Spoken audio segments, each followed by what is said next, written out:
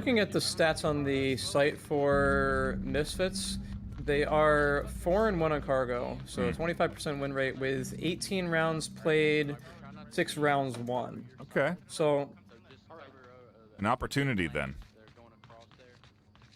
Yeah, they're I think it's one of their second or third map choices here.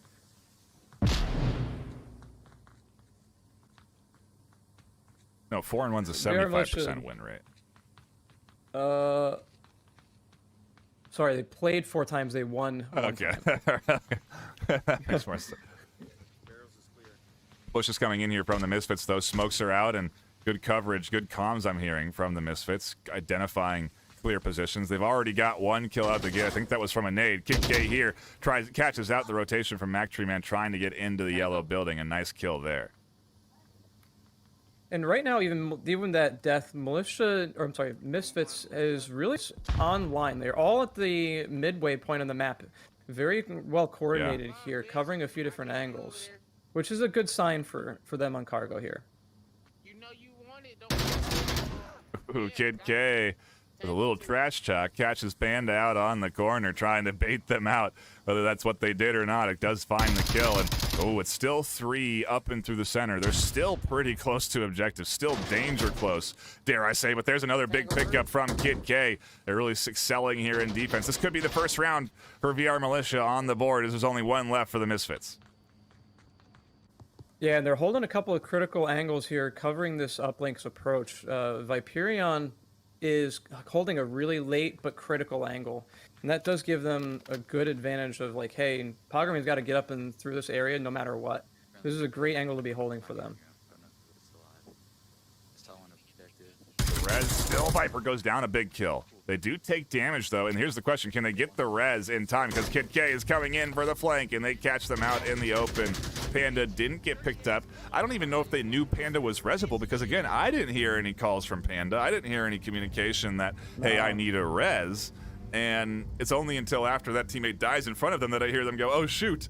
You know, like, it's the communication that we're seeing, I guess, from both sides there, because the Misfits I was just complimenting on their comms, and then we don't see it there. So, you know, again, one of those things that teams get better at as they develop, and not necessarily something I'd expect out of bronze teams, but still, it is good to hear what I am hearing. So, either way, I'm happy to be here and enjoying the action, and it's good to see VR Militia get on the board, Grenade.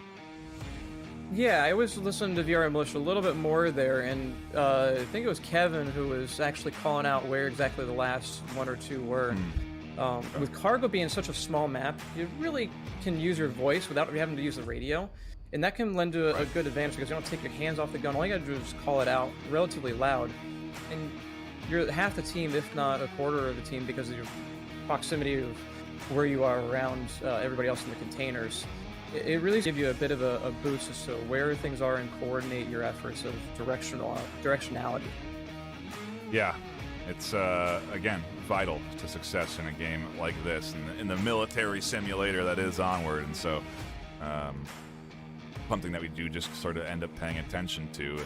And it's something I don't even really talk about very much when we're into the higher tiers, because it is so, you know, it is Echo 5, Echo 4, you know, consistent, constant callouts where they're identifying down players very quickly. You know, they have quick callouts for a reason, because to your point, the limited time they have with their gun, with their hand off their gun, the better. And so you just have a bit more developed, even a sense of callouts there that we don't necessarily pay attention to very often. But either way, we're getting back into the action. We've rambled on enough about comms, and we'll see how Misfits defends here as we go into round number 2. This is what Call of Duty looks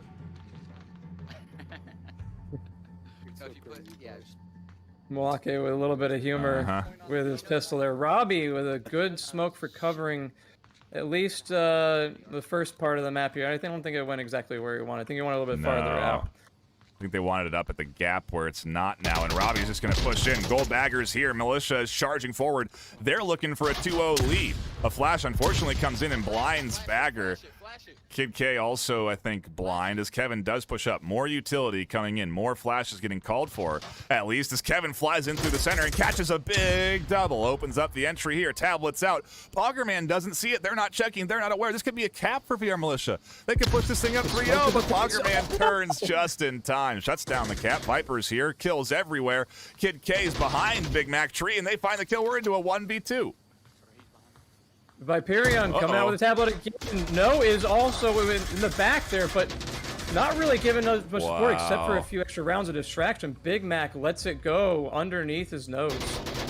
What is happening here this afternoon, Grenade? I am thrown off a little bit because now we're looking at a 3-0 on Misfits map choice, but VR Militia are the ones that have it. They just suffered a heavy loss on Suburbia where they were certainly competing for it. I saw someone actually say in chat, I think this is just VR Militia getting warmed up still. They don't quite look like themselves yet. And maybe that was the case. Maybe it just took a map of Suburbia and a loss to kind of get things refocused, and they certainly are looking better here. I mean, a cap, that's great for them to be locking in 3-0 here up against the Misfits.